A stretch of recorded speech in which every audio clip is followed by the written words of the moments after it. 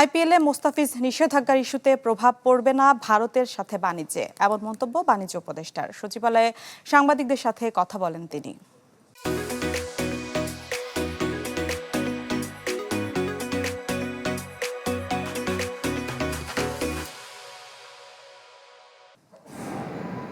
বড় ধরনের ঘাটতি নিয়েই ভারতের সাথে বাংলাদেশের বাণিজ্যিক পথ চলা, তবুও রাজনীতির মতো নানা অনুষঙ্গে দেশটির সাথে অর্থনৈতিক সম্পর্ক বাধাগ্রস্ত হয়েছে বারবার।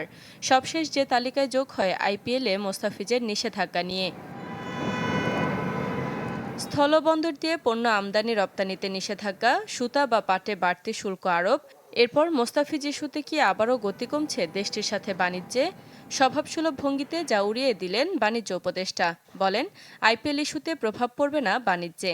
নানা ইস্যুতে কিছু ক্ষেত্রে কমেছে আমদানি, যা সার্বিক চিত্রের তুলনায় সামান্যই। আমাদের এই মুহূর্তে আমরা কোনো কিছু দেখছি না যে কোনো প্রভাব পড়বে, এরকম কোনো কিছু আমরা দেখতে পাচ্ছি না।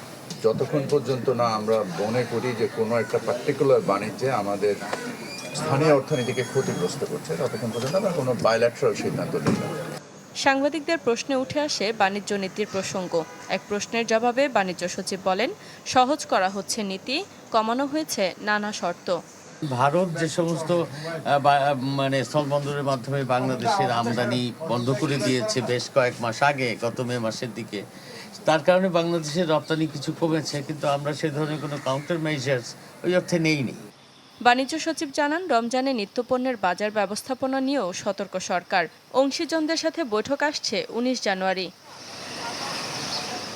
শারমিন মাহমুদ, চ্যানেল 24, ঢাকা।